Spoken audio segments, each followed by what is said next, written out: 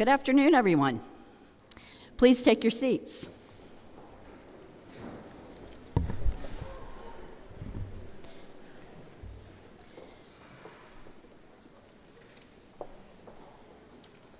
On behalf of the faculty and staff, welcome to the commencement ceremony for the program in occupational therapy.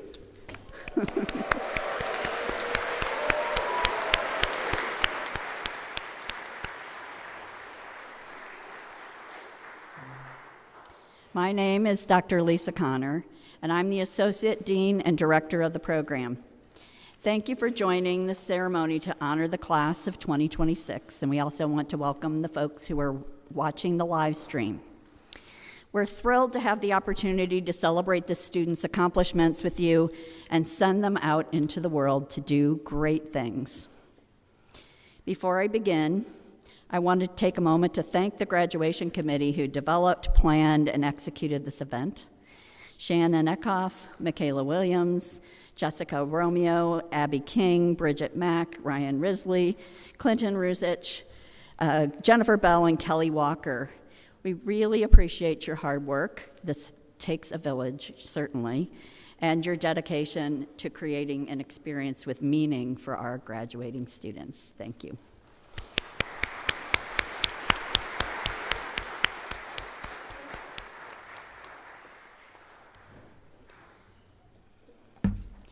Graduates, it's my very special honor to welcome you and your families and friends to our ceremony today. You are the 108th graduating class of the program in occupational therapy at Washington University and the 7th since I became director of the program. It has been a privilege to get to know your class and to see your work over the years that you've been with us. We're thrilled to be able to celebrate your achievements as soon-to-be graduates of one of the top OT programs in the country. I speak for the faculty and staff when I say we are all proud of your accomplishments and appreciate the experience to have grown with you. Your road to this moment has not been without its bumps. I am pretty confident in saying that. You've been called upon multiple times to change and modify your plans in response to forces beyond your control. This need to adjust, adapt, and to remain flexible is nothing new to occupational therapists. Our profession calls us to be continually ready to adjust to circumstances and to forge a path ahead. We've done so in the program during your time here, and you will be asked to do so to help your future clients, your colleagues, and perhaps even students of your own. They will depend on you to lead them through uncertain times and to help them adjust to new circumstances in their lives. One of my favorite quotes by William Arthur Ward comes to mind. The pessimist complains about the wind, the optimist expects it to change, and the realist adjusts the sails. To date, you've been learners, but you are now earned an upgrade to full membership in the Sail Adjusters Club. Welcome. The membership is free, but you're not allowed to resign. Lifetime membership is required. Your clients will be ever grateful that you maintain flexibility and equanimity. Before we honor our students, I'd like to take a moment to recognize two special guests joining us this year.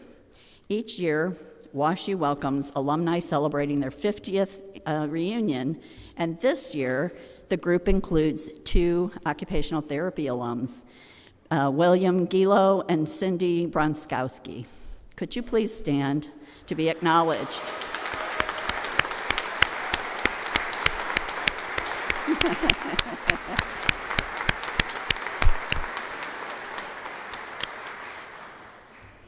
I am thrilled that you're joining us and get to celebrate this special day with us. Now I'd like to introduce you to my colleague, Dr. Lennon Graho, our Director of the Division of Professional Education, to announce the student awards and scholarships. Lennon?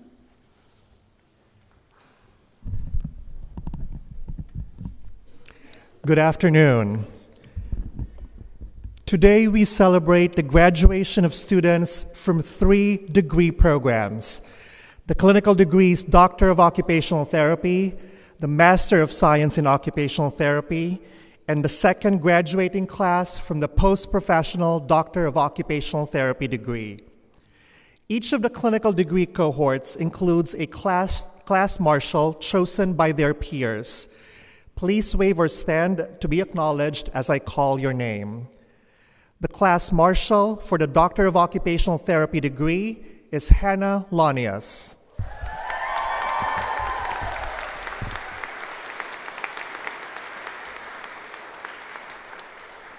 The class marshal for the Master of Science in Occupational Therapy degree is Janelle Baserdo.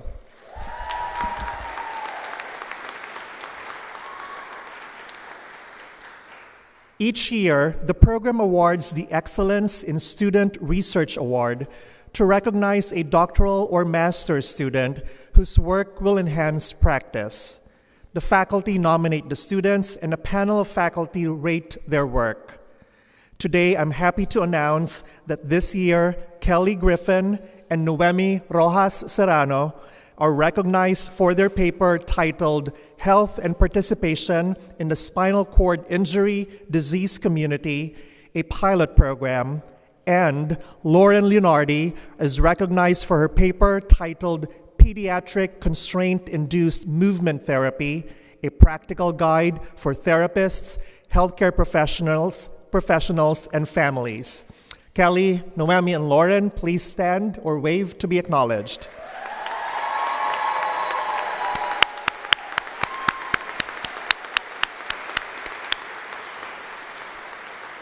Congratulations. The program in occupational therapy also awards scholarships that recognize students for outstanding performance and leadership. Many of the scholarships listed in your program were awarded to students upon admission into the program. In addition to those, there are a few competitive awards given to offset the cost of fieldwork or their capstone projects. Students submit application packet for these awards, which are reviewed by our scholarship committee. I'm happy to announce this year's scholarship award recipients. The Agnes Fielding Praman Scholarship is awarded to students from the Occupational Therapy program who show exceptional promise as an occupational therapy educator or potential for leadership in the profession. The students must have also demonstrated a strong commitment to the values and knowledge of occupational therapy. Today, we have 4 outstanding students receiving this scholarship. Please wave or stand to be acknowledged as I call your name. Marissa Castellino. Emily Floramo. Abigail Alvarez. And Michaela Moore. Congratulations. The Fran Cohen Memorial Award was established by the Cohen family to honor Fran, who was a 1951 graduate of the program in occupational therapy. Fran's family gives this award to a graduating student who shows promise in community health and community service in occupational therapy. The student must have demonstrated potential for leadership in the profession and creativity in applying occupational therapy knowledge to people with disabilities. Particularly important is that the student must have demonstrated a strong commitment to the values and knowledge of occupational therapy, just as Fran did. This year's recipient of the Fran Cohen Memorial Award is Michaela Wise.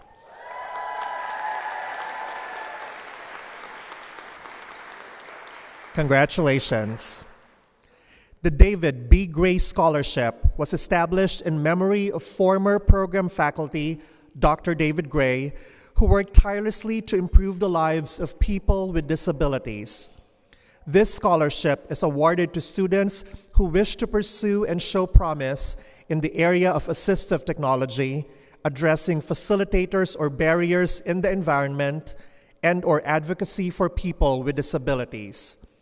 The recipient must further demonstrate creativity and commitment to working with people with disabilities through volunteer experiences, their OTD project, or other work opportunities. This year's recipient couldn't join us today, but nevertheless, I'm happy to announce that the 2026 recipient of the Dr. David B. Gray Scholarship is Melanie Hackworth.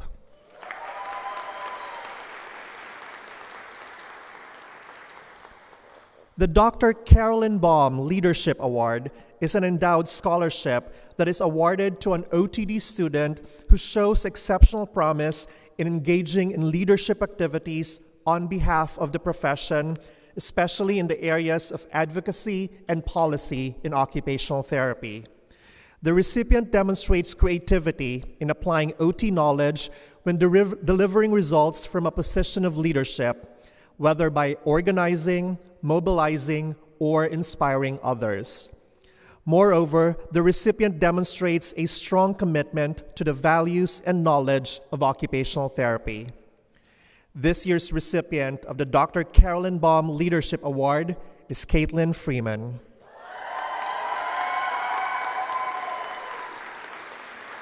Congratulations. The Diana T. Derigo Scholarship was established just a few years ago by Diana's family and friends to honor her memory.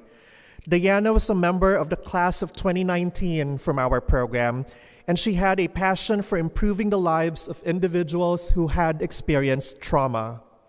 Therefore, this scholarship is awarded to an individual or individuals who have interest in pursuing work or research in trauma-informed care, mental health, or community practice, or a demonstrated commitment to working with and advocating for underserved populations. We have one recipient this year. Congratulations to Elizabeth Joseph.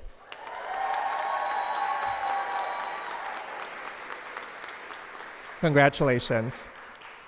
Finally, the Robert B. Somerville Memorial Scholarship is awarded to a male student in the program in occupational therapy who have contributed to the program through student leadership.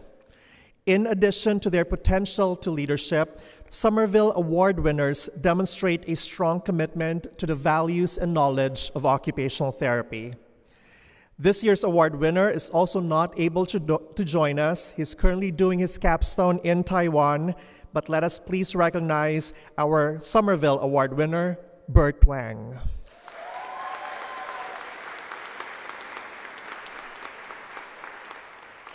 Congratulations to all of our scholarship and award recipients.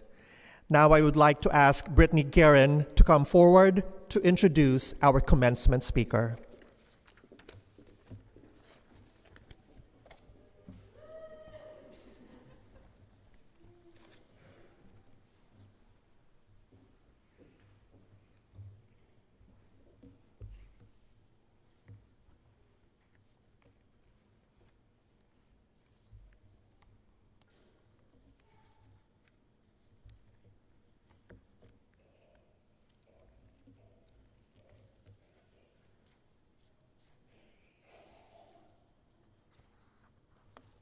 Found it.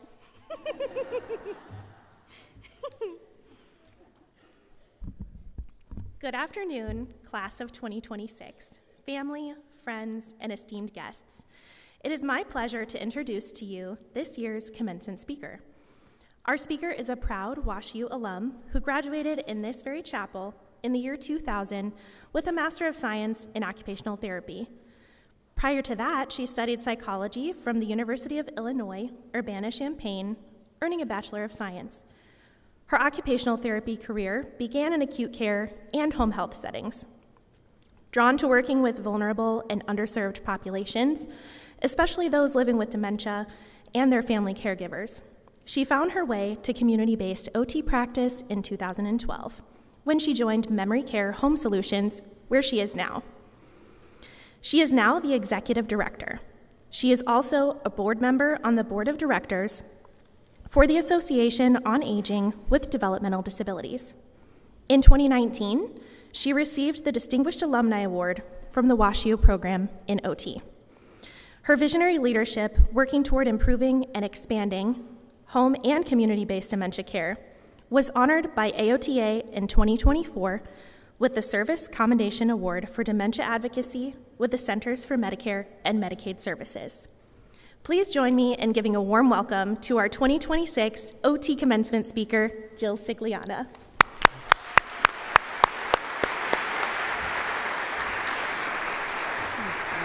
Such a wonderful intro.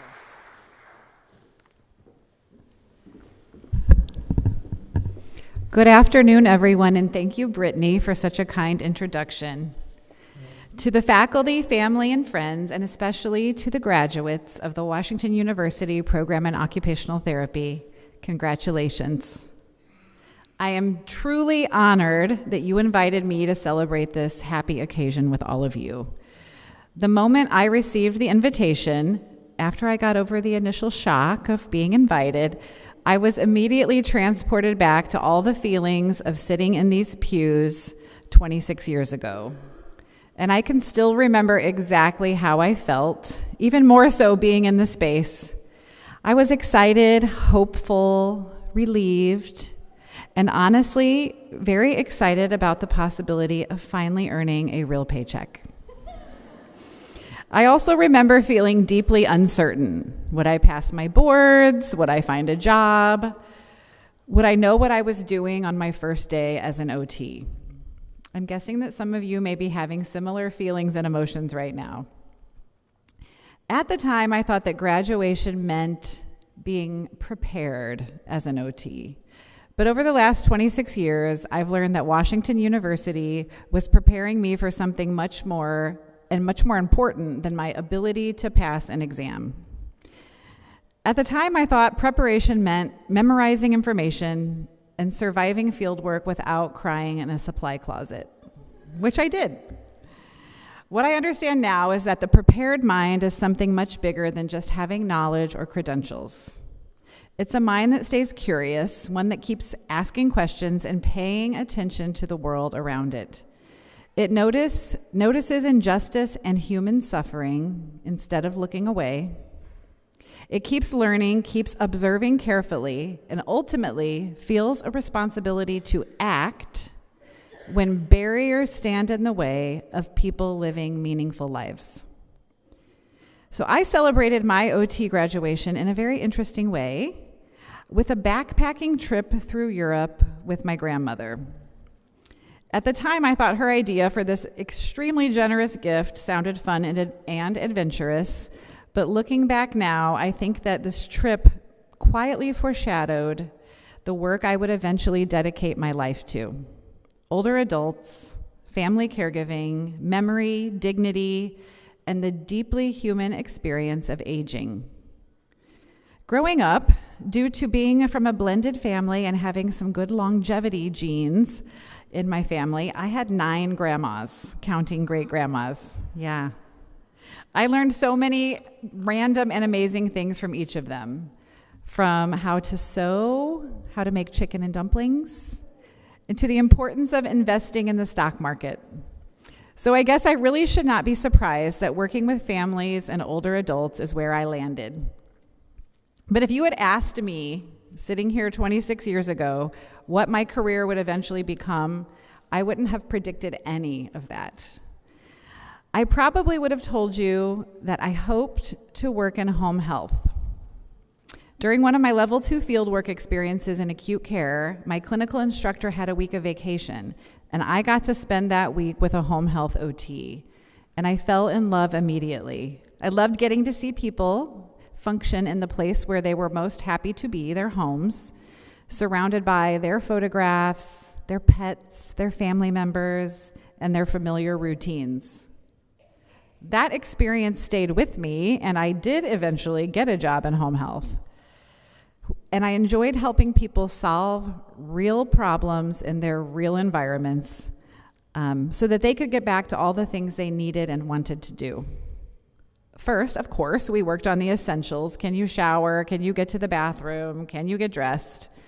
And after that came the more meaningful goals, like helping someone cook their favorite recipe again, helping them safely get out of the house so they could get back to church and visiting friends. And this is where the magic of occupational therapy lives. The magic of OT is in the doing. It's how we learn as therapists, and it's how our clients transform. Occupational therapy is unique because we get to witness how people experience and engage in the activities that define their lives. We are not focused on artificial exercises disconnected from real life. We have the luxury of the doing, the daily routines and the ordinary moments, and the extraordinary moments that give life meaning. And if we, all of us OTs, stay focused on the doing, people let us into the most vulnerable moments of their lives, which is both an incredible privilege and also an enormous responsibility. Because from this privileged vantage point, we see things that other people, and especially other healthcare disciplines, miss. We see gaps in care and barriers. We see families trying to do impossible things with almost no support. And that's exactly what started happening for me.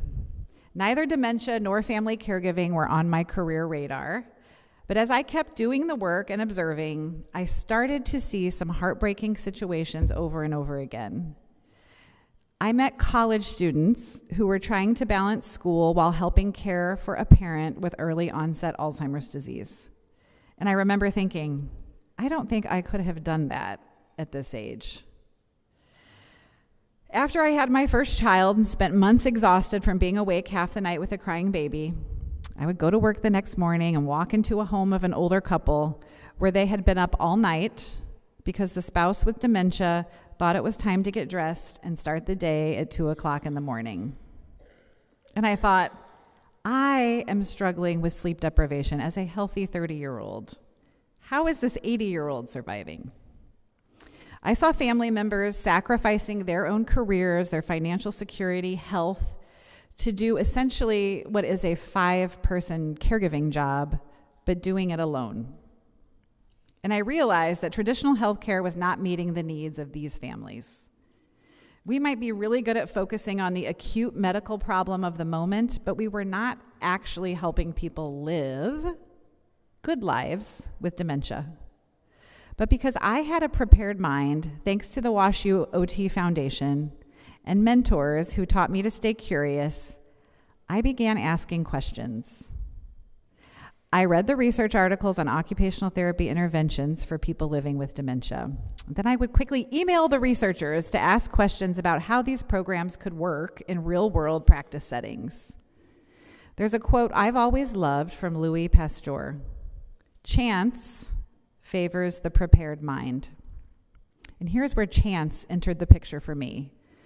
One day I was just at an in-service at my work at BJC, and I learned about Memory Care Home Solutions, a small local nonprofit with a mission to help families manage dementia progression at home.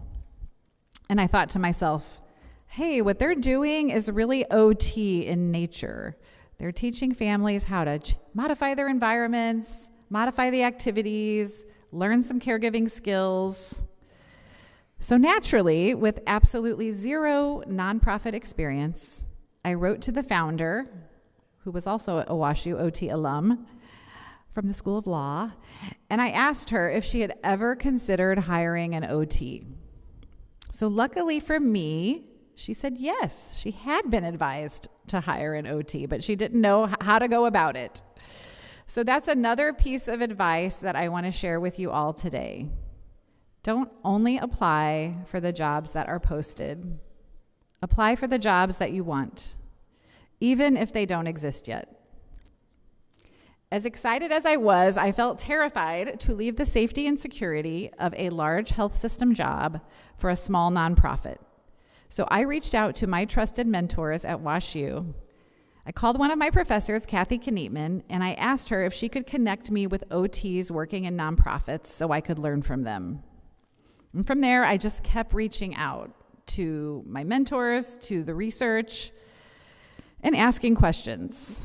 How could this work be funded in a way that is not expensive for families who are already overwhelmed and spending their life savings? Why weren't there covered treatment options to help people manage dementia the same way we help people manage lots of other chronic health conditions? And every time I asked another question, another door opened. I reconnected with WashU faculty like Dr. Carolyn Baum and Pat Nellis to learn more about reimbursement for innovative OT practice models. I connected with advocacy organizations and federal grant opportunities. And most of all, I continued learning from families who were living this reality every single day. Eventually, those questions led me to conversations with teams in Washington, D.C. at the Centers for Medicare and Medicaid.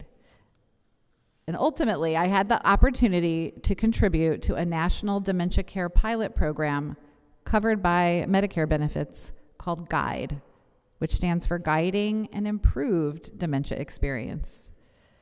And for the first time in Medicare history since the program began, this model recognizes the incredible and invisible contributions of family caregivers by extending support and services to them also. So now I get to do so many fun things. I work with researchers across the country, national organizations like the American OT Association, AARP, and the Alzheimer's Association, and with legislators to help create a better standard of care for people who are living with brain changes and their families. And it's rewarding and fun every single day. And somehow, I still get to do the part that I love the most, which is working directly with families. So I could have never imagined it when I was sitting where you were sitting, that this would be my career path. I couldn't have imagined the advocacy work or the policy work or the research collaborations or the nonprofit leadership. None of it. So I hope that my story of being curious and leaning on this WashU Foundation is a timely reminder for you that you don't have to have your entire career figured out now. You're prepared, and the right chances are about to come along. Your clients who are the true experts, will continue teaching you for the rest of your career, and you'll learn the most from them. And through the doing, you will grow into expertise. If you stay curious and connected to mentors and have the courage to act on the suffering and injustice that you will undoubtedly observe, you will build a career far more meaningful and surprising than anything you can imagine today. So chance truly does favor the prepared mind. The magic is in the doing, so OTs, get out there and do it. And I would be remiss to say, spend time with your grandparents if you still have them. You will never regret it. Congratulations to the class of 2026. Thank you.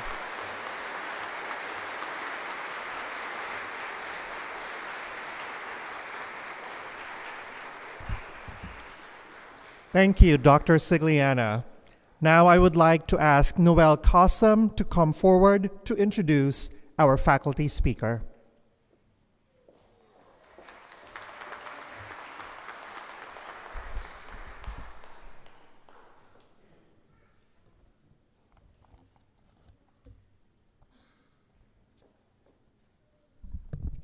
I'm so happy to get to introduce this year's faculty speaker, Jess Dashner. Jess taught physical rehabilitation, enabling community living, and is the OT attending at the Pro Bono Clinic. Mostly, I know her as the lady during lecture who called us out anytime we didn't laugh at her jokes. And if you don't laugh during her speech, she'll probably call you a tough crowd. But Jess is one of the most chill people you'll run into in the hallways of 4444. You can always count on her for a smile, a quick quip, or a listening ear for your life story.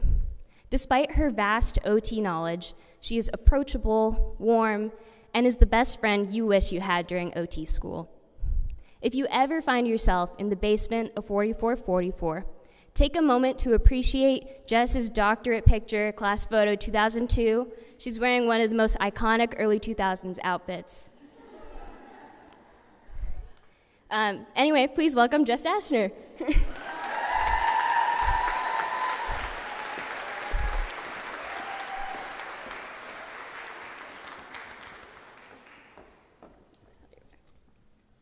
Thanks for adjusting the mic for me. Appreciate that. Jill, that was what I was going to say, so I think we'll just move on to the next speaker. No. Anyway, thanks for that warm introduction. Good afternoon. On behalf of the faculty and staff at the program in OT, I would like to congratulate each and every one of you on reaching yet another milestone. I'm sure by now your friends and family members are very familiar with celebrating your successes. The good news is there's still a lot to come on the horizon, so they'll get a chance to celebrate even more of you. And I know that they're very proud. My first thought when I received the email from Shannon about being selected speaker was how surprised I was at being chosen. In case you weren't aware, there's a lot of decent competition for this role. But then I quickly realized you just wanted to give your friends and family some firsthand knowledge and experience with what you've been complaining about the last 2 or 3 years. So nice job, class of 2026. Well played. In all honesty, I was a little apprehensive about filling this, 45 minutes, I think that's what I get for the speech. To filling the time and providing you with enough inspiration and wisdom to last through the 10-minute speech. I seem to have used up most of my one-liners and things during those 3-hour lectures that you all love so much. After a lot of brainstorming, planning, consulting with colleagues, even some students, I got ideas of things like rank ordering you from 1 to however many there are, going one by one through the pews to say something about each of you, maybe humbling you a little bit in this moment just so you don't get too far ahead of yourselves. But instead, my grand plan is just to ask you a question about a reading I assigned in class, and then we could spend 4 or 5 minutes just blankly staring at each other like we've done so many times before. In all seriousness, commencement provides us with an optimal time for pause and reflection. A lot of hard work went into getting to where you are today, to be here in this moment. Each of you should take time to think about all the memories and activities that have gone into getting you to this point. Things like childhood, grade school, high school, undergrad memories, to all the assignments, exams, competencies, maybe a couple remediations, and your all-time favorite group projects at WashU OT. You're so welcome for those. All of these experiences have played a part in helping you become the person you are today. When we think of commencement, we often think about being at the end of something, so we're kind of at that final step, right? You guys went all through the program, some of you have gone through fieldwork, so now you're at the end. Actually, the timing of that ceremony really signifies that culmination of something that you've been spending a long time working towards. In reality, commencement is the initiation, the start of the beginning of something. I'm really sorry to bring this up to you today of all days, but instead of being at the finish line, you're actually at the starting line. I mean, if you want to take the weekend off, go ahead, but just know that come Monday morning, you're on the brink of something great. From finishing level 2 fieldworks, for some of you, starting or finishing your capstones you've already started, passing NBCOT, accepting your first real big OT job, or maybe continuing in your OT career with new knowledge and perspective.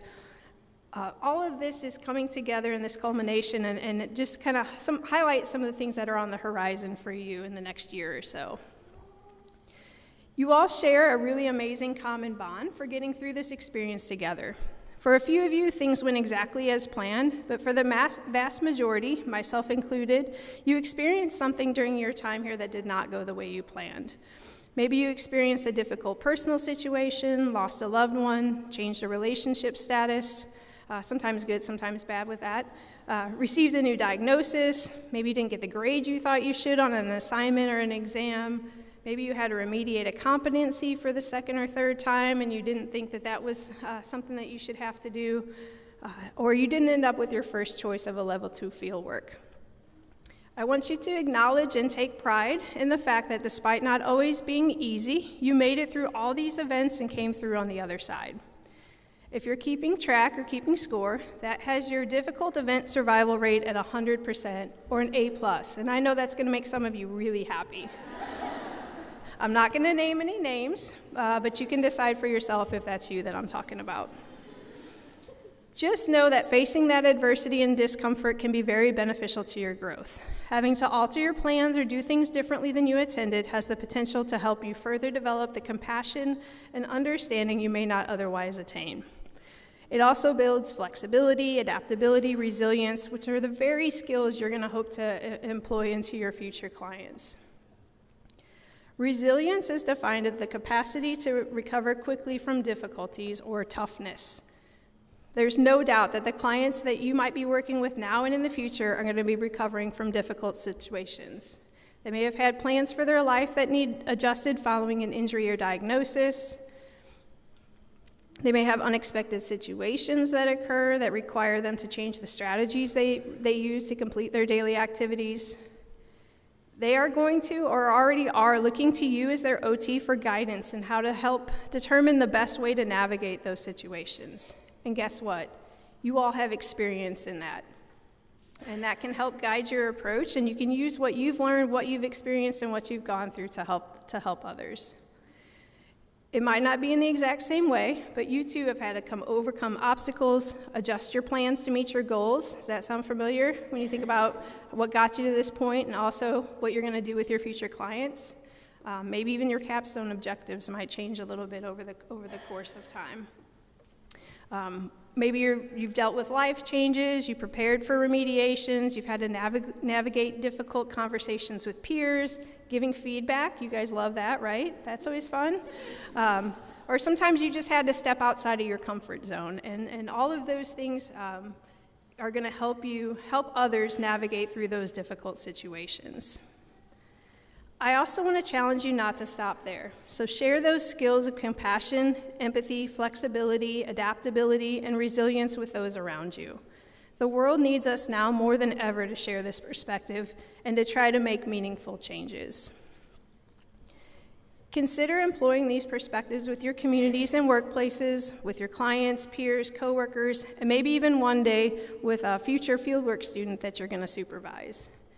I want you to take pause and specifically remember what you went through to get to that point as a student and what helped you achieve your success. The only way to achieve change is to start making changes. Use your passion, your position, your knowledge, your strength, your experience to be the catalyst. Change can be difficult and it can take time, but it's not impossible. Lead by example and others will follow. You'll start to see these things happen around you and perspectives starting to change. Let's normalize our perspective of being empathetic, giving grace, and being adaptable. This should be super easy for us to do because it's just simply doing what we do. Along the way, you might find some people that are a little resistant to this perspective, but stay the course and maintain your belief systems. Go back to the basics. Treat people with kindness, dignity, empathy, and really listen to them. Listen to hear them, to understand their perspectives, to understand where they're coming from, not just to respond, right? We get caught up in that sometimes where we're just trying to give them that answer back fast, but really take that second to really listen to people. Be inclusive and help people gain access to the things they need. Create spaces with others in mind. This may be one of the most overused quotes in the month of May during commencement season, but there's so much truth to it that I wanted to share it with you all today. Maya Angelou said, "I've learned that people will forget what you said, forget what you did."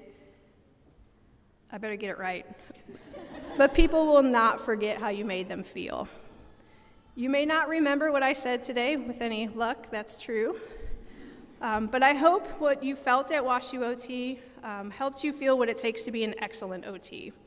As you embark on your journey throughout your career, take these words to heart. Practice with intention, humility, and always keep in mind the way you make people feel will likely be the thing that they remember most.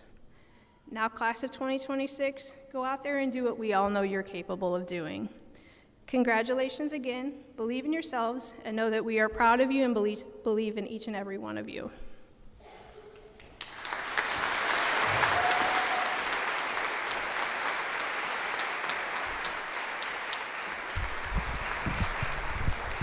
Thank you, Jess. In my role, I get the privilege of supporting all of our students throughout their educational journey. It is now my honor to introduce this year's student speakers who have been selected to speak by their classmates. Our first student speaker this afternoon is Anne Catherine Grabo, who was chosen this year as the class speaker from the Post-Professional Doctor of Occupational Therapy class. Anne earned her Bachelor of Science in Marketing from Indiana University's Kelley School of Business in 2007, and later followed her calling into healthcare, completing her Master of Science in Occupational Therapy at Belmont University in 2023. She has since continued to advance her expertise here in our PPOTD program, working under the mentorship of Dr. Mandy Mack. During her doctoral work, Anne developed Care Compass for Kids, a digital guide to support the treatment of pediatric medical traumatic stress in outpatient settings. This project reflects her commitment to evidence-based, compassionate, and family-centered care for children and their caregivers. Pulling from her marketing roots, Anne's PPOTD journey is also marked by creativity.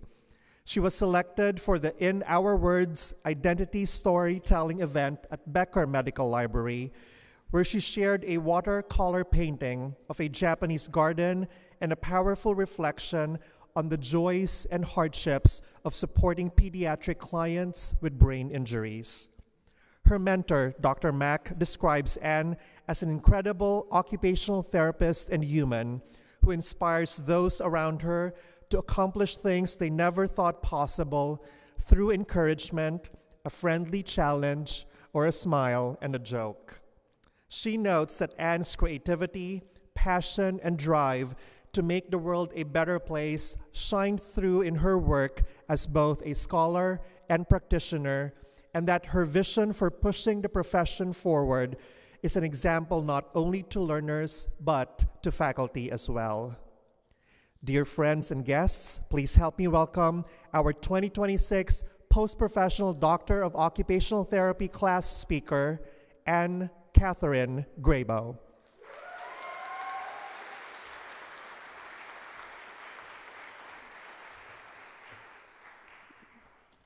Thank you so much for such a kind introduction. Thank you, Mandy, for your kind words. Hello, everyone, and it is truly an honor to be speaking to all of you today. I want to share a brief story with you all about my doctoral project and a question that stopped me in my tracks. This spring, I was thrilled to be coming down the home stretch with my project and had made it through multiple rounds of doctoral project reviews or community pitch sessions, with constructive feedback, but no major red flags, and primarily positive encouragement about my ideas and the overall concept and direction of my project. As I prepared to present my doctoral project at Scholarship Day this spring, I started sharing it with friends and family for additional practice and to get some perspectives outside of the medical community, just to make sure I wasn't missing anything and to get ahead of any difficult questions I may be asked on the day of my presentation. Asking my audiences to challenge me with their questions, I was asked by my good friend and the CEO of a company in the financial sector, what does AI have to say about all of this? How is your protocol differentiated, and how do you know that AI isn't able to come up with the same answer that you did? I thought, surely, after 18 months of research for my project, there is no way that AI is going to be able to come up with my protocol. There isn't even any evidence on this topic in the literature. I promised myself that I would not look up my project question on AI until after my work was submitted. I wanted the educational experience of completing the exercise, and I simply didn't want to be influenced by AI for better or for worse. After submitting the final draft of my work, I decided to take the plunge and ask AI my magic question, knowing I wanted to be prepared should there be a question about it after my presentation. Finally, I went to ChatGPT and I put it in. How do you treat pediatric medical trauma in the outpatient occupational therapy setting? And there it was. Every nugget that I had pulled together from my unending hours of scouring the evidence and painstakingly synthesized into 4 pillars of a treatment protocol was there in less than 10 seconds. And it was written more clearly, more succinctly, and more smoothly than I had managed to do in my 18 months of finessing my project. Dejected, I decided to reach out to some former patients of children with medical trauma who I had worked with successfully, hoping that I could add some real human insight that would give me ideas for how I could weight or prioritize the interventions in order to add some unique insight to my offering that AI had not been able to identify. Desperate for something of value, from my first conversation, I was again stopped in my tracks. When asking a parent which of the activities and interventions she felt she had been most effective for her child, she responded to me, "Are you serious? I don't have a clue. I don't remember any of the activities that you guys did in therapy. It wasn't what you did at all. It was who you are that helped us heal." As I stand up here today, I can think of a couple reasons I may have been asked to represent our cohort and to speak to you today. One is simple and obvious, which is that nobody else wanted to do it. However, the other reason may be that I endured some personal circumstances related to a family illness that frankly made it difficult for me to finish the program. A good portion of the initial rounds of my project were completed from a hospital room or in a hotel room hours away from home. After being unable to finish my coursework and having to go on hold with the program last summer, I completed 2 semesters in one this fall, something that I would not wish on anyone and can only describe as nauseating. I've been asked several times by several people, how did you do it? I don't understand how you finished. I thought about it many times and considered, was it learning time management skills as a former college athlete? Was it the drive and passion I have for my patients that helped me? And while each of these likely played a role, I kept coming back to one answer, and it was the same answer that my patient's mom gave to me. To all the members of my cohort, my professors, my clinical instructor, my doctoral project mentor, my family, I finished because of who you are and how you were to me during this challenging experience. Sue, Vicky, Kirsten, and Janelle, you repeatedly asked me how I was, and you told me to be where I was needed the most at the time. During the dog days of a grueling doctoral project, when I repeatedly asked, does this work even matter, and will anyone care about this topic other than me, you repeatedly told me that it matters, that it would, and that you cared about it. When Mandy, our program director, asked me, why are you doing this to yourself? Why don't you take some time off and finish next year? The reason I didn't was because I did not want to share this day with anyone but you guys. It is who you are and who you were to me that helped me get here today. You are so deserving, and I came to want this for each of you as much as I want it for myself. For all my professors whose brilliance is surpassed only by your compassion, it is how you are and how you were to me that got me here today. My doctoral project, Mandy, who talked me off the ledge each time I stacked up course incomplete after course incomplete, reassured me that I was not failing, I had done no failing work, and I simply turned it in later than expected. It is who you are and how you were that got me here today. My clinical instructor, Katie Bogan, the one who brought me to WashU, who shredded everything I thought knew me about pediatrics, forced me to do 3 months of pediatric therapy without toys, and changed me forever from the inside out, while also supplying me with crafts to do while I waited for difficult phone calls at night, and gave me a home and a family to be welcomed into in St. Louis. It's who Katie was and how Katie was and who she was to me. My parents and my brother, my puppy Chips, Noah and Gil, wherever you are, my lifelong friend Vicky, who is here today. It's who you are in your presence today that have given me strength to finish. As each of you depart today, you will walk out with some phenomenal assets to power the next chapter of your career. The knowledge, prestige, and power that is a world-class WashU education, connections to faculty and staff that include some of the giants of occupational therapy that built the foundation of our profession. But don't forget that the most important thing you'll ever bring to any case is who you are and how you will be towards all the patients that enter your lives. As all of our lives have been ever changed by WashU, may we now go forward and change the lives of others by being who you are. Thank you.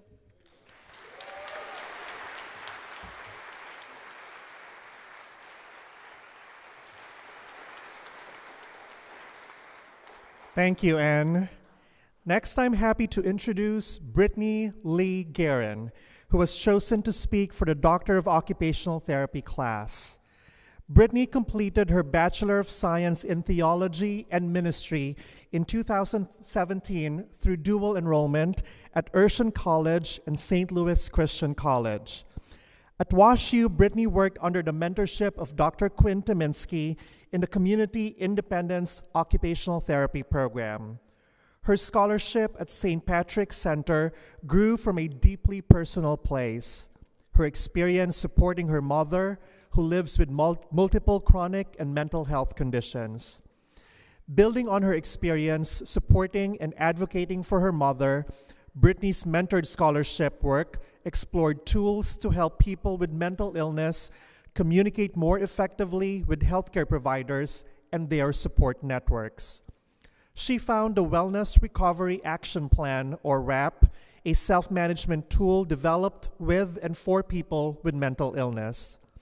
Brittany's research focused on developing a protocol using WRAP in OT intervention. She will continue this deeply meaningful work in her doctoral capstone. Her mentor, Dr. Tyminski, describes Brittany as an absolute joy to work with, someone who leads with kindness and empathy while embracing excitement, adventure, and change with confidence. She notes that Brittany's dedication to supporting individuals with serious mental illness has truly shaped her entire OT journey. Dear friends and guests, please join me in welcoming our Doctor of Occupational Therapy class speaker, Brittany Lee Guerin.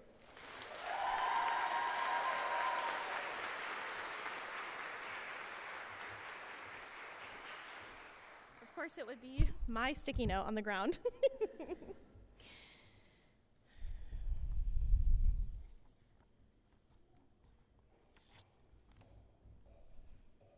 Class of 2026. Look at all of us. We finally made it. Can you believe it? Can you believe that I made it? and on time. OT truly can work miracles. Good time for a big thank you to my OT Jane. Thank yous actually feel like the perfect place to start. These first thank yous aren't sponsored, but they could be. Thank you, 5th Street Dunkin' and the $6 meal deal. Many days were held together by that iced coffee alone. Honorable mention to Uncrustables and Pepperidge Farm Goldfish. Thank you to Audible, Libby, Hoopla, and Sarah J. Mass for making it possible for me to do my laundry before I was down to wearing my swimsuit. Accommodations matter. Thank you to my sweetie pie cat, Maple, for being my late night company and motivating me to work hard to give her the catio that she deserves. Thank you, Kayla, for being the best surprise. I bargained for a carpool buddy and ended up with a best friend. Thank you for making sure that I had fun and got work done, that I showed up everywhere I needed to be. I'm proud to cross the finish line together. Thank you to all of my long-suffering family and friends who have continued to love and support me, even though it takes an average of 3 to 5 business months for a response to their message. I look forward to being friends again soon. And if you've ever found yourself saying, "Hey, Brittany, did you read that email?" Or out of the kindness of your heart, filling me in on the first 10 minutes of class, give yourself a pat on the back and let me know when you want to cash in on your IOU. Thank you. And to Matt, the love of my life, thank you for your unwavering support from day one. Thank you for holding down the fort, for working very hard to pay for my Dunkin', and for being someone that I can always count on. Thank you for the countless pep talks you've given over the last 3 years to make sure that I never lost sight of the goal or how much you believed in me. And thank you, most of all, for keeping me laughing through it all. Thank you to each and every one of you for the ways that you've added to my life. I can't even put into words the impact that you've had on me. Thank you for making the last 3 years memorable, fun, and bearable. We made it. None of us got here on our own, so I would like to give a round of applause for everybody who helped get us here today.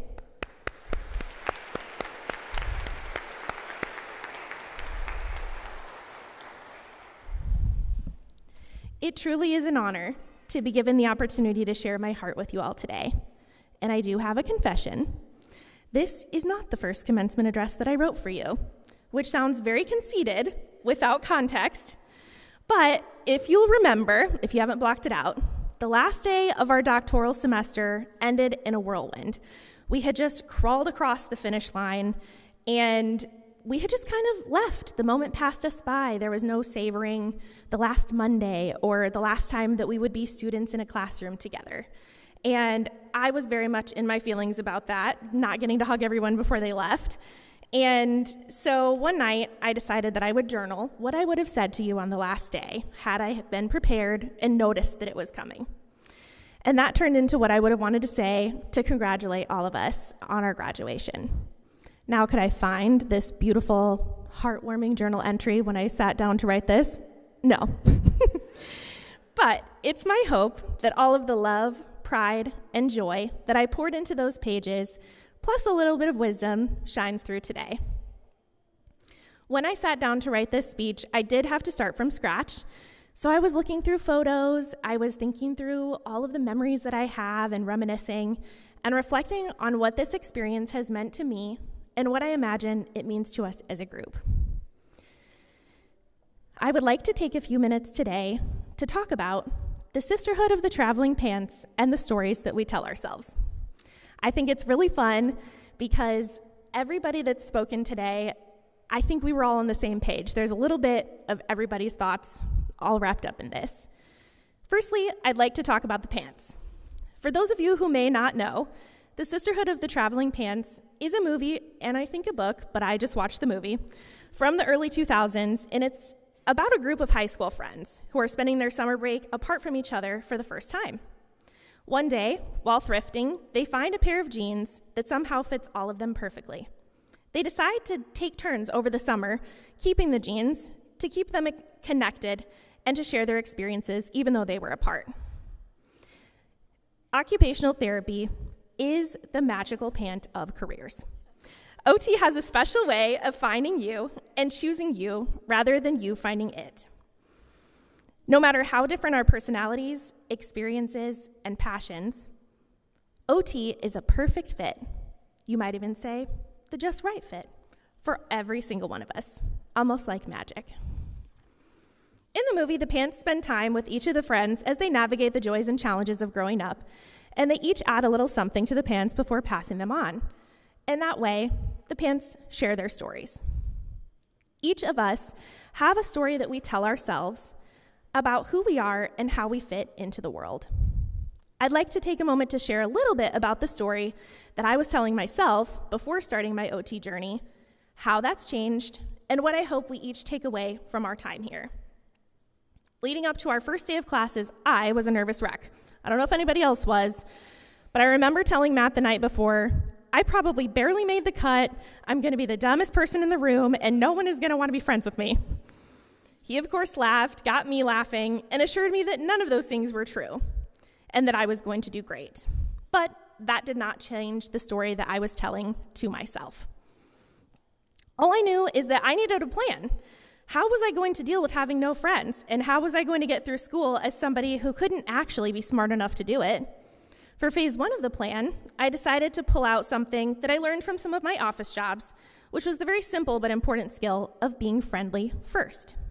When working in a particularly cold office environment and wishing that it could be warmer, I learned that sometimes people aren't mean or unfriendly. They are just scared to be the first person to say hello. But if you're brave, lo and behold, most people are friendly back. I figured if I could be brave and be friendly first, I'd at least be able to be comfortable working in a group with whatever people I got put with. For phase 2 of my plan, I had to have a little heart-to-heart with myself as a recovering perfectionist, and I decided that my plan would be to change how I was measuring my success. Instead of focusing on my grades, I would focus on participating. I do not like being bad at things, so I figured as long as I was being brave enough to participate, even if I was going to embarrass myself, that meant that I was learning, growing, and the way that I was measuring it, succeeding. Fast forward to the first day. I've got my plan. I have made a plan on how I'm going to endure this long and lonely 3 years that I was anticipating. I'm being brave, I'm going to school for the first day, and it was not off to a great start. We were still in the single digits of the AM. Amaya and I passed each other, locking eyes for the first time in the Clayton parking garage on our harrowing foray up and down the levels trying to find a spot. For the love, couldn't find a spot, already late, very stressed. But I finally did. I hoof it over to the sweltering classroom, tentatively take my seat, and I look around and I see all of your lovely faces. The brightest and most determined minds who have succeeded in making it to one of the best programs in the country. And here I am feeling very much of a mess and very out of place. Wanda starts class. We're watching a video clip from an old movie. People are dancing, they're having a good time, and I'm starting to relax. And then she pauses, and she asks what should have been a very basic question for a room full of graduate students. Who can name an occupation that you just saw in that clip? Complete silence.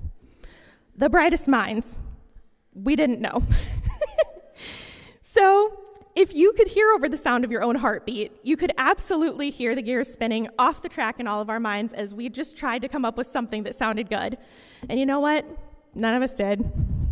What a relief that moment was to me. I realized we are all in the same boat. Not a single person in that room felt confident in answering, and when we did, we didn't do that great, but it was fine. I felt so much less alone. And that day, my story started to change. As you might have guessed, the story that I was telling myself was not at all true, but the point is that I did believe it. Standing here today, I'm grateful that the story I tell myself is much different than the one at the beginning. I'm so grateful that OT chose each and every one of us. We created a beautiful community, a place to belong, while we learned and grew, and we have come out on the other side better for it. Arguably, the most important thing that we learned, what an occupation is. We learned that exposure therapy can, in fact, make you an expert in feedback, and no one does feedback like WashU OT. Yep, you know. We learned that we aren't actually supposed to be good at everything. That's what other people are there for. We learned to stop shoulding ourselves, because if the fit is not just right, there's an adaptation for that. And we learned that loneliness and insecurity don't stick around long when vulnerability and trust are built. In conclusion, we are taking with us a lot of little lessons from each other, from everybody who is invested in us. And I hope that we take a little bit of whimsy from Wanda, some perspective from Steve, and some emergency sparkle from Marit, just to name a few. A few years from now, in the fall, one of your kids, or a niece or a nephew, is going to bring home a craft from school with paper feathers adorning a turkey drawn by tracing their hand. It's a canon event. You might find yourself staring out the window as a cold prickle creeps up your spine, and you look at that hand drawing and things start coming back for you.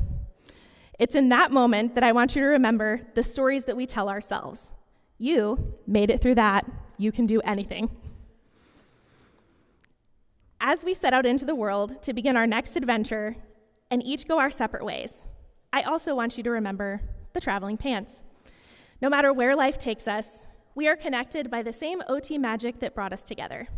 If you find yourself needing a pep talk, some feedback on an idea, a partner in crime, or simply a friend, you have the entire graduating class of 2026 on your side, and I'm confident that you could not be in better hands. Congratulations, we made it.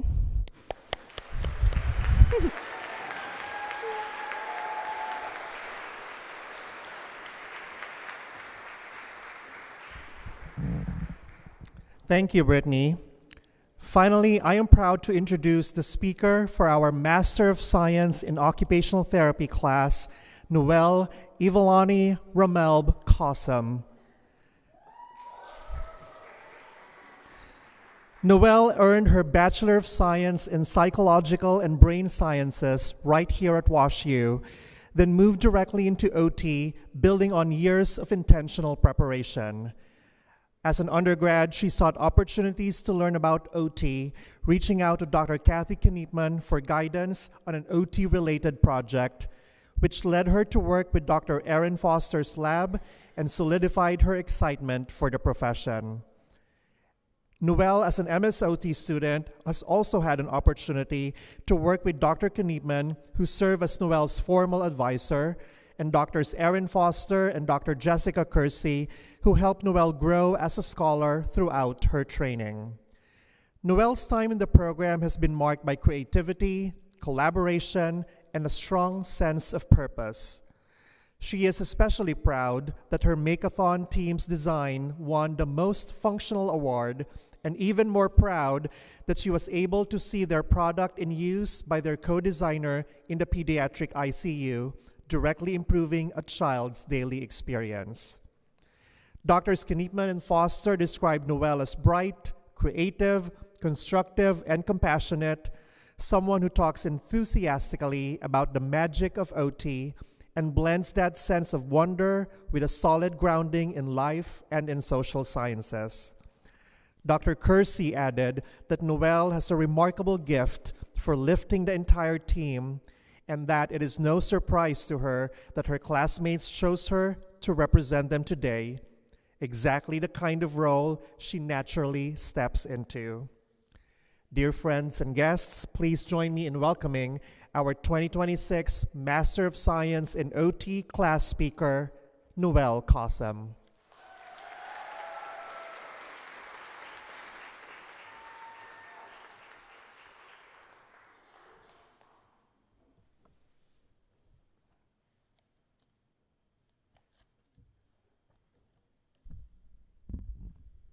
As you may be able to tell, I just went to Disneyland. I spent the day in the most magical place on earth, a place that inspires me to dream big and spread joy. Although, what's more magical than all of us sitting here today? We finished classes and are ready to begin or continue practicing with new skills, tools, and new lifelong friends. Now, I'm a master's student, so I've completed only 2 years of OT school, which may not sound like a lot, but 1 year ago, I wasn't actually sure if I wanted to continue. During class, I daydreamed about careers connected to magical places. Maybe I could work at Build-A-Bear or Great Wolf Lodge. Maybe I'll become a Disneyland vlogger or audition for Broadway. These careers made sense to me because they felt like I was honoring the part of myself that chases after magical experiences. During our second semester, real doubts began to fester. Do I really want to do this? What do OTs even do? I can't even clearly articulate what OTs do to myself. These constant questions made me feel so frustrated and anxious, and I just couldn't seem to shake them. Around the end of my first year, I had the opportunity to speak with Maxine Clark, the founder of Build-A-Bear. Sitting in front of a woman who had created a truly magical empire, I was anxious for her advice. Anticipating having to explain what OT was, I was taken aback when she shared that a loved one was receiving therapy and she knew how impactful OT could be. Honestly, she sounded more excited that I was becoming an OT than I was. I confided in her about my non-OT related dreams, but instead of judging me, she told me to write each one of them down. Finish OT school, then make all your dreams come true with it. I went home a bit frustrated. Didn't she hear me? I'm in graduate school and I don't even know if I want to continue. Nonetheless, I went home and started my list. I continued OT school and slowly felt more at ease. I don't believe that there was an aha moment that finally sunk in. Rather, I believe it was a product of small moments reaching a critical point. Little things like interacting with real people, giving them suggestions, and hearing them say that they had never thought of that before. Getting involved in research and talking with TBI survivors, and learning how we can better support them. Even things like seeing my professor get excited over teaching us how to manage a Foley bag and three chest tubes. My list started to meld my dreams with OT together. Maybe I could become an accessibility consultant for theme park rides in Disneyland. Maybe I can design accessible fasteners for Build-A-Bear accessories or Barbie doll clothes. I began to notice that, wait, all of those sound pretty magical to me. Magic is what inspires me, but I've learned that magic does not just come from multi-billion-dollar businesses. I feel it in my local library or science museum. I feel it when there's a little shopping cart in Trader Joe's or a lowered sink in a public restroom.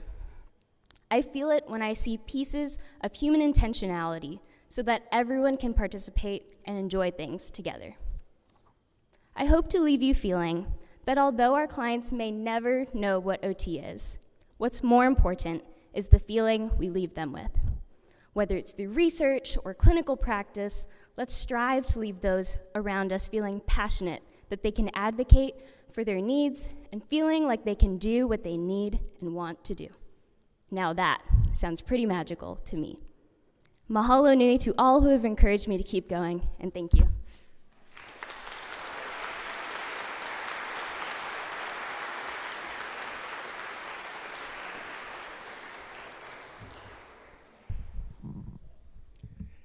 And now it is the time we all have been waiting for.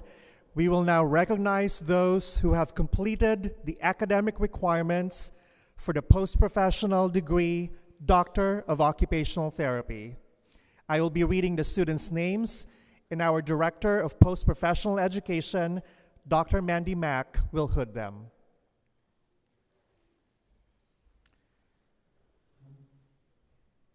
Kirsten Renee Babb.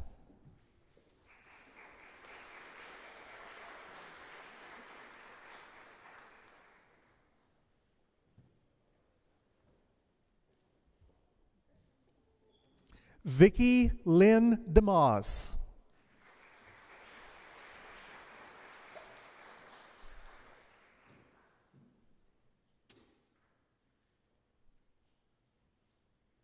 Anne Catherine Graybo.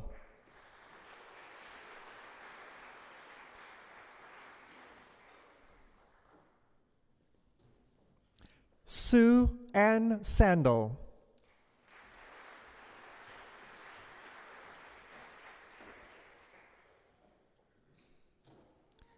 Janelle Diane Youngman.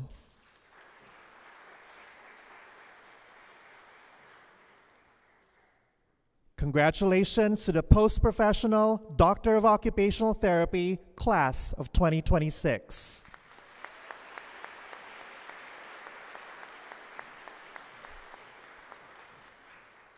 We will now recognize those who have completed the academic requirements for the degree Doctor of Occupational Therapy. I will again be reading their names, and their doctoral mentors will be hooding them.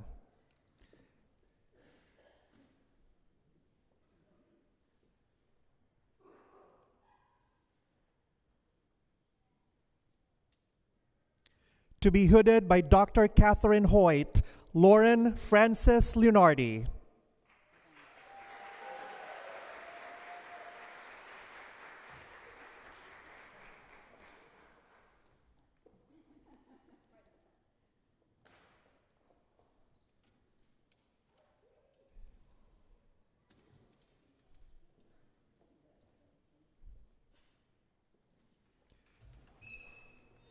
To be hooded by Dr. Peggy Barco, Grace Janet Diley.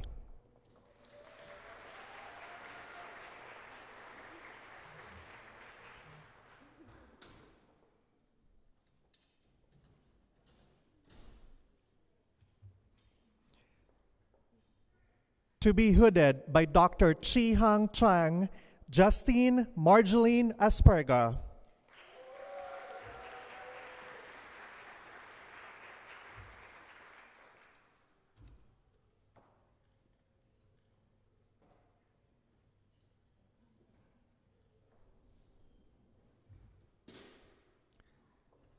To be hooded by Dr. Sarah Cheatham Oberly, Tina Cow.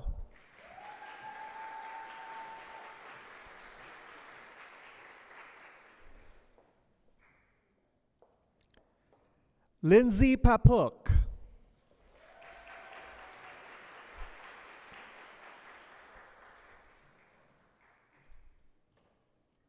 Kayla Nadine Yanuzi.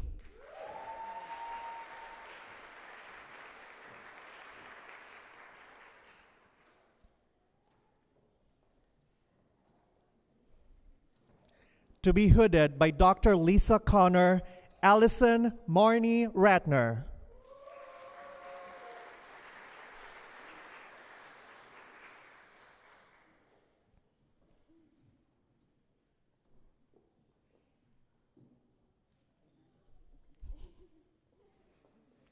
To be hooded by Dr. Jess Dashner, Elizabeth Rashmi Joseph.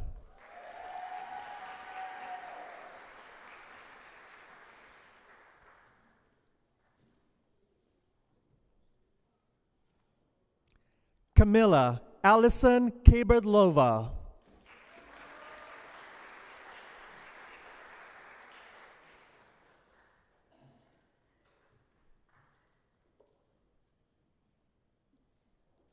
Hannah Lonius.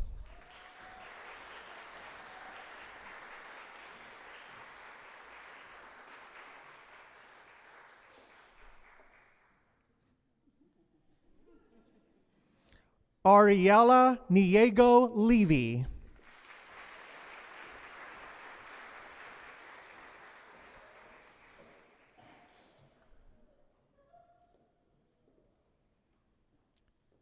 Michaela Marie Moore.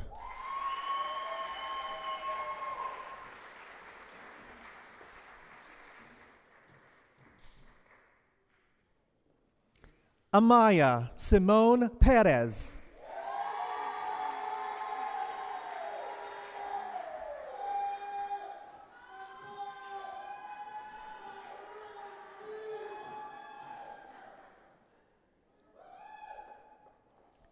To be hooded by Dr. Lisa Connor, Jennifer Grace DeSantis.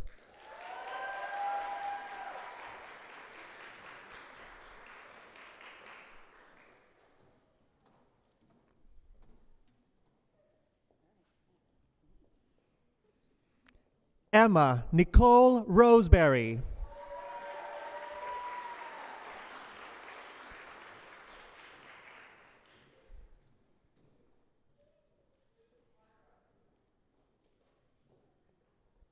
To be hooded by Dr. Jessica Kersey, Yo-Yo Lin.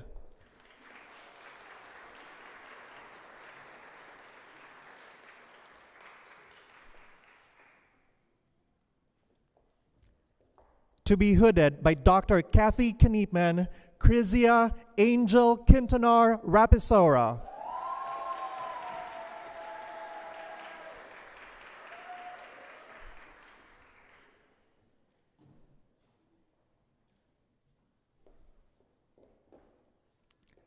Noemi Guadalupe Rojas Serrano.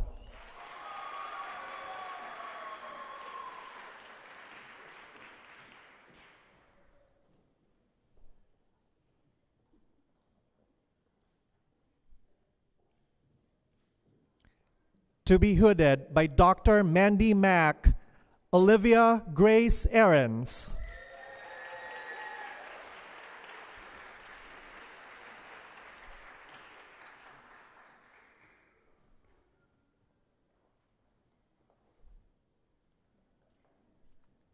Caitlin Claire Freeman.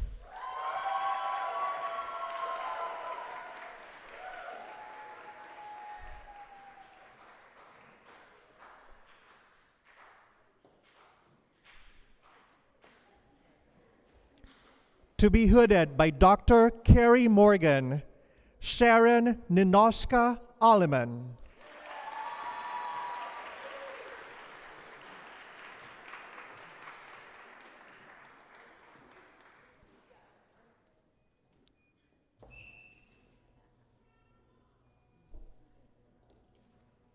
Raven Terabeth Buckley.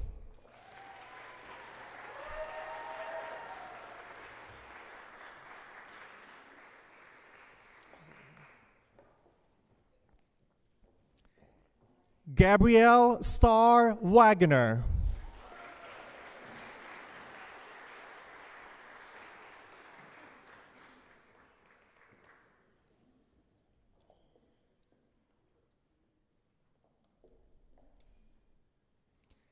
To be hooded by Dr. Duana Russell Thomas, Swetha Patel.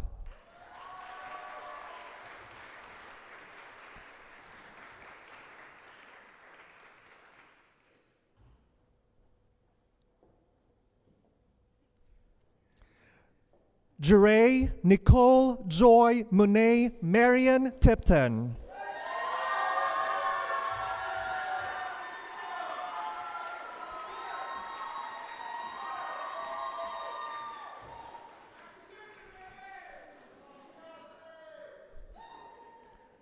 Michaela Ray Wise.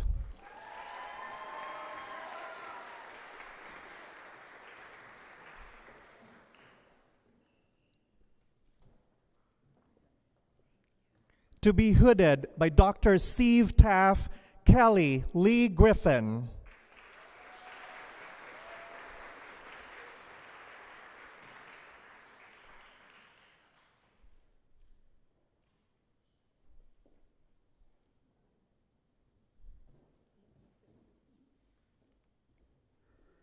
Shujin Hall.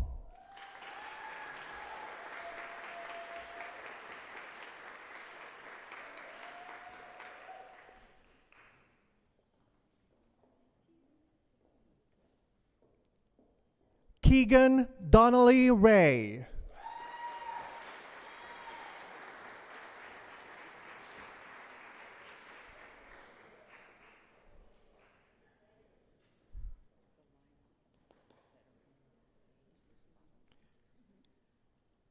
Francis Wilson.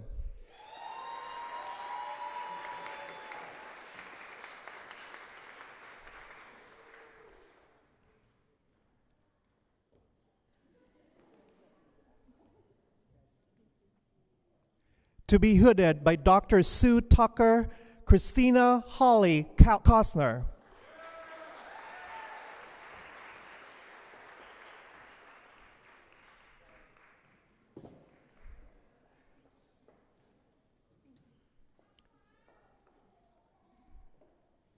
To be hooded by Dr. Quinn Tominski, Dominique Donegan.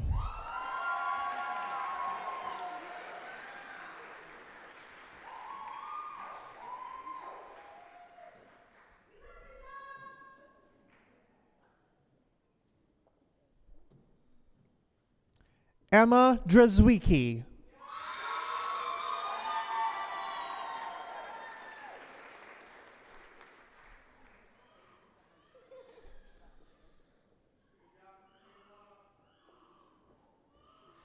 Brittany Lee Guerin.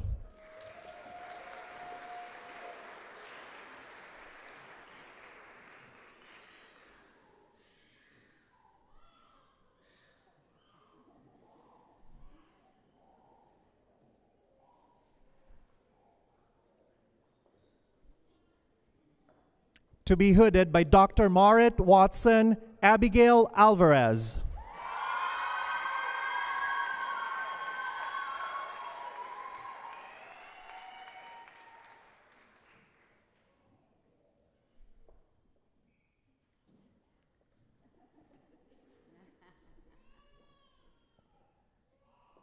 Emma Caroline Brinkmeyer.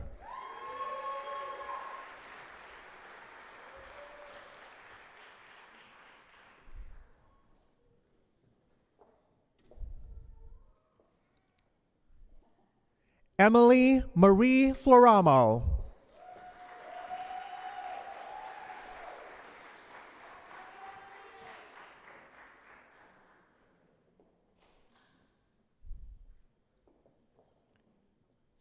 To be hooded by Dr. Stacy West Bruce, Iris Olivia Emmerich.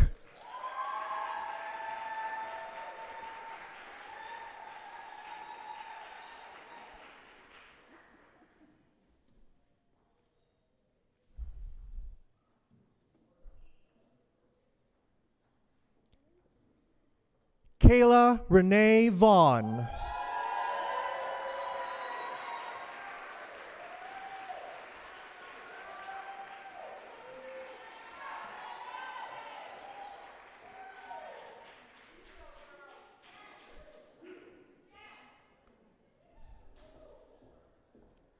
Congratulations to the Doctor of Occupational Therapy class of 2026.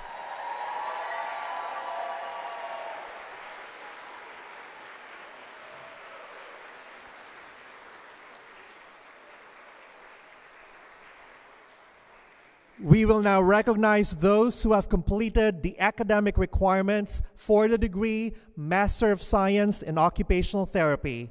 Dr. Peggy Barco this year was chosen by the students to hood them.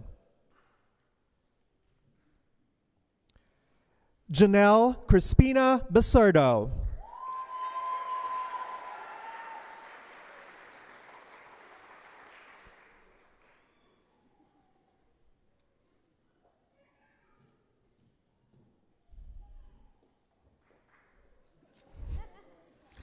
Noel Ivalani Ramelb Qasim.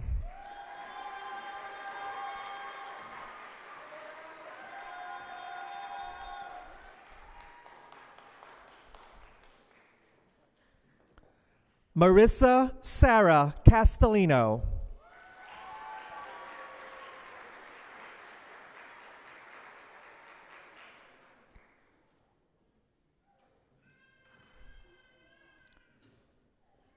Mackenzie Morgan Haddig.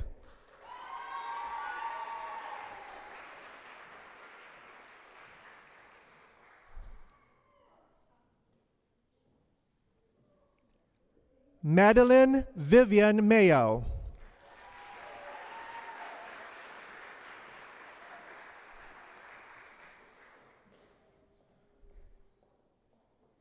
Zoe Jen Schwendeman.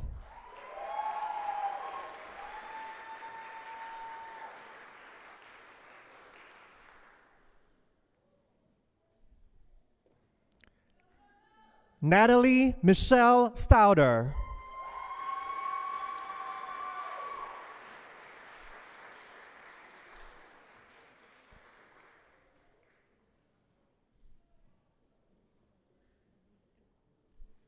Teal Marie Tritchu.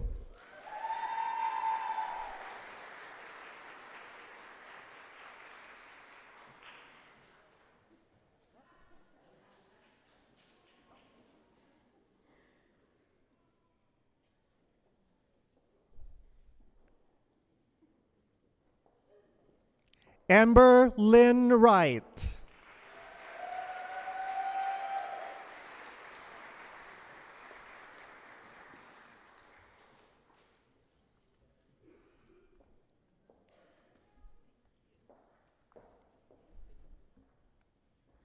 Congratulations to the Master of Science in Occupational Therapy class of 2026.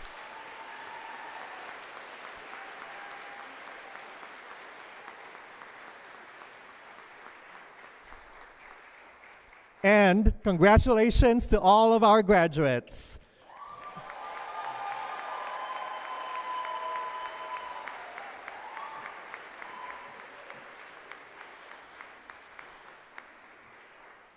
I would now like to invite Dr. Connor back to the podium to make her closing remarks.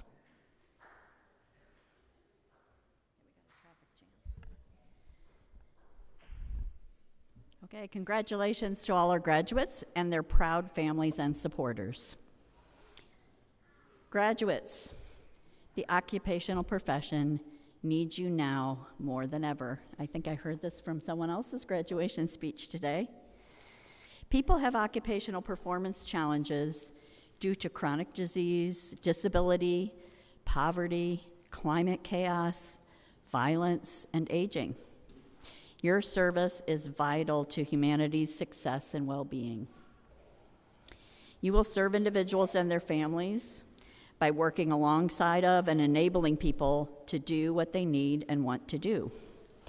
You will help communities be more inclusive and accessible with a wide variety of abilities by identifying obstacles and working to create environments that support occupation. You'll advocate for new social policies that give voice to the voiceless and create innovations enabling barrier-free living. Your training here at Washington University program in occupational therapy has prepared you to make the difference that the world needs right now. I am so excited to leave the future of the profession in your hands. As you leave us for the last bit of your educational journey and begin your lives as practitioners, I want you to remember two things. First, you've prepared yourself for today by becoming scholars of the profession.